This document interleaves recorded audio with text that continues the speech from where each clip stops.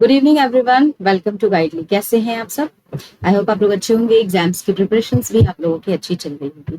तो हम यहाँ पे आरबीडब्ल्यूएम को कंटिन्यू कर रहे हैं। चैप्टर नंबर 21 है गाइस। मॉड्यूल सी को हम यहाँ पर स्टार्ट कर रहे हैं। चैप्टर का नाम है service standard for retail banking. इसमें हम बीसीएसबीआई के बारे में आज देखने वाले हैं and code of banks commitments के बारे में भी देखने वाले हैं।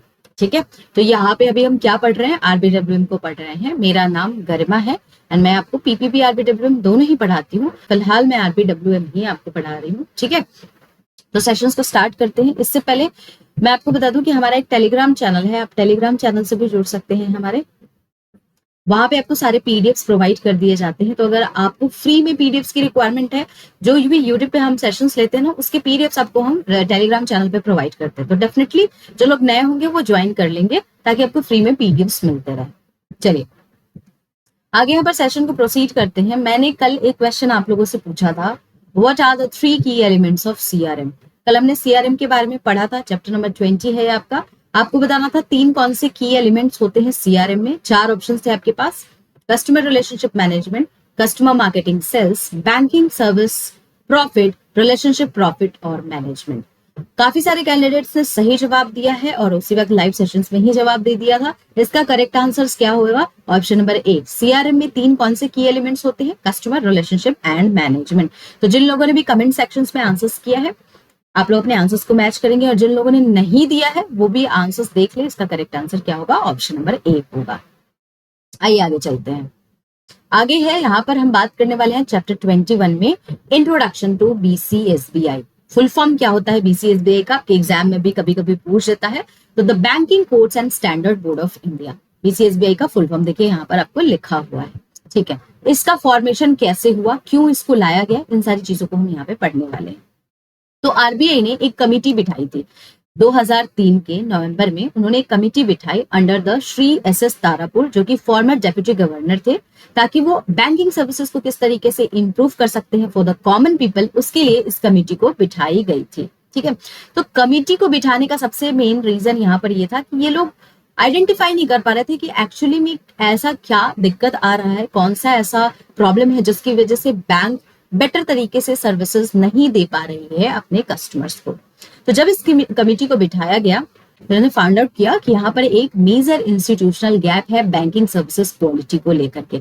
तो इन्होंने इसके इम्प्रूवमेंट के लिए सजेशंस प्रोवाइड किया, जिस सजेशन के दौरान एक ऑर्गेनाइजेशन को सेटअप किया गया, जिस ऑर्गेनाइजेशन का नाम क्या था? Banking codes and standard board of India. तो इसको 18 फरवरी 2006 को इस ऑर्गेनाइजेशन को सेटअप किया गया, जिसका नाम था बीसीएसबीआई।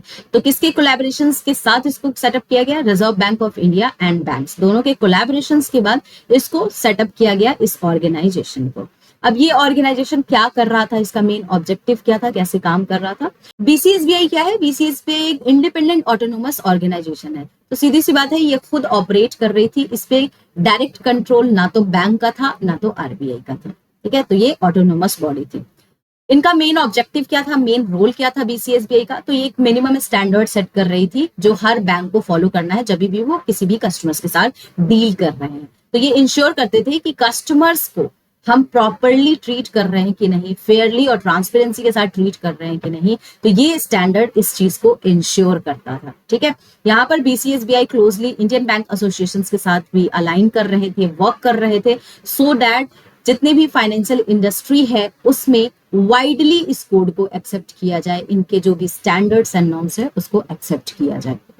बाद में आरबीआई ने 25 अगस्त 2020 को इसको डिसॉल्व कर दिया। ठीक है, तो as per annual report RBI ने ये फैसला लिया कि हमें अब बीसीएसबीआई को डिसॉल्व करना है। दो उन्होंने बीसीएसबीआई को डिसॉल्व तो कर दिया, लेकिन इसके बाद भी इस कोड का इतना बड़ा इंपैक्ट था कि आज के डेट में भी देखोगे कि इसको बैंक्स यूज करती है। तो जब भी आप अपने कस्टमर्स को कोई भी सर्विस देते हो, मेक श्योर करते हो कि आप उनको फेयर तरीके से ट्रीट करो, उनके साथ कोई इनजस्टिस नहीं होना चाहिए, अनएथिकल मीन से आप इनके साथ ट्रीट नहीं करते हो। तो एक बेसिक कोड था, एक बेसिक कंडक्ट था जो आज के डेट में भी बैंक्स इसको फॉलो कर रही है। ठीक है, तो यहाँ पर 2 तरीके के कोड्स को बीसीएसबीआई के द्वारा डेवलप किए गए थे। पहला था code of bank commitments to the customer and दूसरा था code of bank commitments to the micro and small enterprises. अब आप देखोगे कि ये जो code of banks commitment to the customer था, ये 10 रीजनल लैंग्वेजेस में अवेलेबल था besides English and Hindi. Code of banks commitment to the micro small enterprises, ये भी आपके 11 रीजनल लैंग्वेजेस में अवेलेबल थे बिसाइड्स इंग्लिश एंड हिंदी। ठीक है, अब इस कोड्स में क्लियर राइट्स के बारे में लिखा था, कस्टमर्स के राइट के बारे में, एमएससीज के राइट्स के बारे में, है ना, कि किस तरीके से इनकी right to privacy, fair treatment, right to fair treatment, इन सारी चीजों के बारे में इसमें लिखा था कि किस तरीके से हम कस्टमर्स के साथ ट्रीट करेंगे। और बीसीएसबीआई ने इस कोड ऑफ कंडक्ट में ये भी बताया कि कस्टमर्स के क्या क्या राइट हैं। ठीक है, तो एक बैंक से जब कोई कस्टमर सर्विस ले रही है तो उनके क्या क्या यहाँ पे राइट्स है, उसके बारे में एजुकेट करने के लिए इस 2 तरीके के कोड्स को बीसीएसबीआई के द्वारा डेवलप किया गया। ठीक है, याद रखिएगा, एग्जाम पॉइंट ऑफ व्यू से काफी ज्यादा इंपॉर्टेंट है ना। अब ये जो कोड्स थे इसको अवेलेबल कराया गया ब्रांचेस में, बैंक्स ब्रांचेस में, और बीसीएसबीआई के वेबसाइट पे भी ये अवेलेबल था ताकि सभी लोग पढ़ सके, यानी कि कस्टमर्स भी इसको अच्छी तरीके से पढ़ सके और बैंक्स को भी पता हो कि उनका क्या रोल है इन सर्विंग द कस्टमर। तो पहली बार जो इसको रिलीज किया गया ना, इस कोड को 1 जुलाई 2006 को डॉक्टर वाई रेड्डी के द्वारा, गवर्नर थे आरबीआई के, उनके द्वारा इसको रिलीज किया गया। इसको 2 से 3 बार रिवाइज भी किया गया, एक बार 2009 में, एक बार 2014 में और एक बार 2018 में। तो 3 बार इसको रिवाइज किया गया। तो बार बार रिवाइज करके इसको इम्प्रूव किया जा रहा था ताकि हम और ज्यादा अपनी ट्रांसपेरेंसी को इनहेंस कर सके, इंप्रूव कर सके कस्टमर सर्विस को और स्ट्रॉन्ग कर सके अपने ग्रीवेंस रिड्रेसल को। इसके लिए बार बार इसको रिवाइज किया जा रहा था। पर्पस क्या था इस कोड का, तो मैंने आपको पहले बताया कि इसका पर्पस यही था रिगार्डिंग द कस्टमर्स राइट, कि जब भी कोई बैंक किसी भी कस्टमर्स के साथ डील कर रही है तो मेक श्योर करे कि वो इस स्टैंडर्ड्स को फॉलो कर रही है, यानी कस्टमर्स के साथ आपको फेयर ट्रीटमेंट करना है, उनकी प्राइवेसी का ध्यान रखना है आपको। ठीक है, आप उनके साथ अनएथिकल मीन से आप ट्रीट नहीं कर सकते। तो ये सारे इस कोड में लिखे हुए थे। ठीक है, तो यहाँ पर हमको अपने कस्टमर्स के प्रोटेक्शंस किस तरीके से करना है इसके बारे में ये कोड आपको इंश्योर कराता है। और जो भी आपके day to day banking operations है उसके एक्सपेक्टेशंस कैसे सेट किए जाए इसके बारे में भी ये आपको कोड यहाँ पर बता रहा था। तो ये सारे कोड्स ऑफ बैंक्स के कमिटमेंट थे, पर्पस था एंड रोल था। किसी को भी दिक्कत आएगी गाइस तो आप लोग कमेंट सेक्शंस में मुझसे पूछ भी सकते हैं ना। अब एप्लीकेशंस की बात करते हैं, तो ये जितने भी कोड्स बनाए गए, यानी कि जो कस्टमर्स के लिए कोड थे, एसएमईज के लिए कोड्स थे, अब इसको वेबसाइट वगैरह पे अवेलेबल कराया गया। तो कौन कौन से जगह पे कौन कौन से प्रोडक्ट को कवर किया जा रहा था जिसमें हमको बीसीएसबीआई कोड्स को अप्लाई करना था, तो सारे ही प्रोडक्ट्स, जितने भी प्रोडक्ट्स बैंक के अंदर है उन सभी में आपको इस मिनिमम स्टैंडर्ड्स को, इस मिनिमम कोड को फॉलो करना था। जैसे डिपॉजिट अकाउंट हो गया, कोई पेमेंट सर्विसेज है, कोई गवर्नमेंट ट्रांजैक्शंस है, कोई इन्वेस्टमेंट अकाउंट है, करेंसी एक्सचेंज कर रहे हैं, अदर बैंकिंग सर्विसेज है जैसे कि चेक कलेक्शंस है, सेफ कस्टडीज वगैरह है, क्रेडिट फैसिलिटीज, लोन, ओवरड्राफ्ट की फैसिलिटीज अगर आप दे रहे हो, फॉरेन एक्सचेंज सर्विसेज है, कोई थर्ड पार्टी प्रोडक्ट्स है जैसे इंश्योरेंस वगैरह है, म्यूचुअल फंड है, कोई कार्ड प्रोडक्ट्स दे रहे हो जैसे क्रेडिट कार्ड वगैरह, एटीएम कार्ड्स दे रहे हो, डिजिटल प्रोडक्ट्स अगर अपने कस्टमर्स को दे रहे हो जैसे मोबाइल बैंकिंग, इंटरनेट बैंकिंग का अगर आप सर्विसेज दे रहे हो, तो इन सारे प्रोडक्ट्स में आपको इस कोड का इस्तेमाल करना था, कोड को अप्लाई करना था। तो इसकी एप्लीकेशन हर एक प्रोडक्ट्स पे होती है।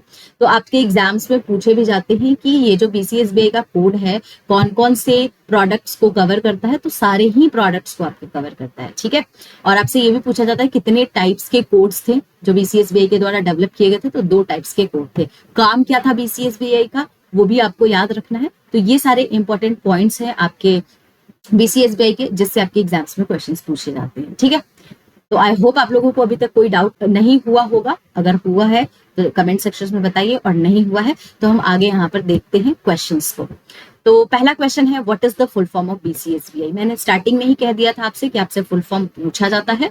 4 ऑप्शंस है, banking codes and standard bank of India, banking codes and standard board of India, basic customs and standard board of India, basic codes and standard bank of India.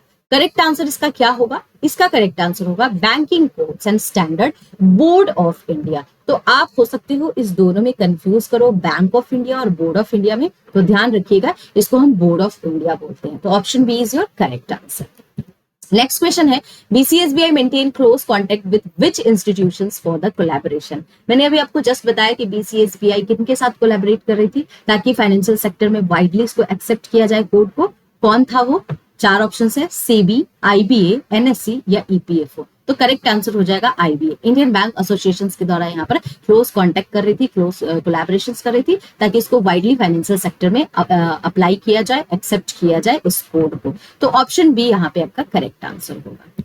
Next question की तरफ चलते हैं। How many codes were brought out by BCSBI for banks commitment. तो कितने codes develop किए गए हैं बीसीएसबीआई के द्वारा? 1, 2, 3 या 4? इसका करेक्ट आंसर क्या होगा? 2 होगा। कौन से कोड है? एक कोड है फॉर द कस्टमर्स एंड दूसरा कोड किसके लिए है? Small medium enterprises. तो ये 2 कोड्स आपको कंडक्ट कराए गए थे।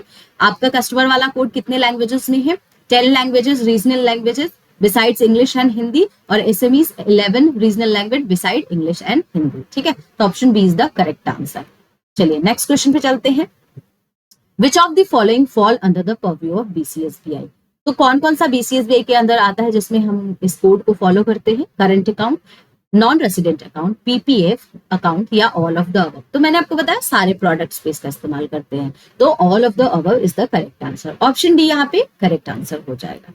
नाउ एक आखिरी क्वेश्चन है जो आप लोगों के लिए होमवर्क है, and I want everyone's participations. Guys comment sections में आप लोग इसका आंसर करेंगे। क्वेश्चन है, who release the code of banks commitment to customers in 2006। तो किसने रिलीज किया था? देखिए, इसको रिलीज करने के बाद भी 3 बार रिवाइज किया गया था, ट्रांसपेरेंसी को इनहेंस करने के लिए, कस्टमर सर्विस को इनहेंस करने के लिए। अब सवाल पूछ रहा है कि पहली बार इस कोड कमिटमेंट को किसके द्वारा रिलीज किया गया था? Doctor C Rangarajan, doctor Raghuram Rajan, doctor Y Reddy या श्री शक्तिकांत दास। आपको करेक्ट आंसर्स करना है कमेंट सेक्शंस में। गाइस एक्टिवली पार्टिसिपेट कीजिए, आप लोग इसका आंसर्स कीजिए। इसके अलावा मैं बता दूं, हमारा एक जैप सुपर प्लान है कि इनको बाई करना है तो आप बाई कर सकते हो। 2 इसके आपके प्लान है, एक 6 मंथ का, 12 मंथ का। तो आपको जो भी फ्रूटफुल लगे आप उसको इनरोल कर सकते हो। हमारा एक फाउंडेशन बैच भी चल रहा है गाइस, तो अगर आपको इनरोल करना है तो लिंक डिस्क्रिप्शन बॉक्स में मिल जाएगा। बाइलिंगुअल लैंग्वेज में है, 24/7 आपको इसका एक्सेस है। तो अगर आपको पढ़ाई करनी है, बेसिक से सारी चीजों को अच्छी तरीके से डिटेल में पढ़ना है, तो आप इस बैच को इनरोल भी कर सकते हैं।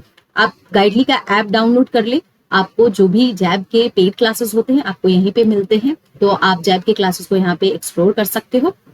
टेलीग्राम चैनल मैंने स्टार्टिंग में ही बोल दिया था, आप जुड़ जाइए। आपको यहाँ पर पीडीएफ प्रोवाइड किए जाते हैं। Video exam point of view से रेलिवेंट लगे तो आप लोग सब्सक्राइब करके, लाइक करके, शेयर भी कर दीजिएगा। कोई डाउट होगा तो आप लोग कमेंट सेक्शंस में पूछिएगा। आपके आरबीडब्ल्यूएम के प्लेलिस्ट बने हुए हैं, तो टिल चैप्टर 21 तक आपके पूरे प्लेलिस्ट बन चुके हैं गाइज। जाइए, जाकर के इसकी पढ़ाई कीजिए। कोई भी डाउट होगा तो आप मुझसे कमेंट सेक्शंस में पूछ सकते हैं। ठीक है, आज के लिए इतना ही, मिलते हैं हम लोग कल। Good night guys and take care.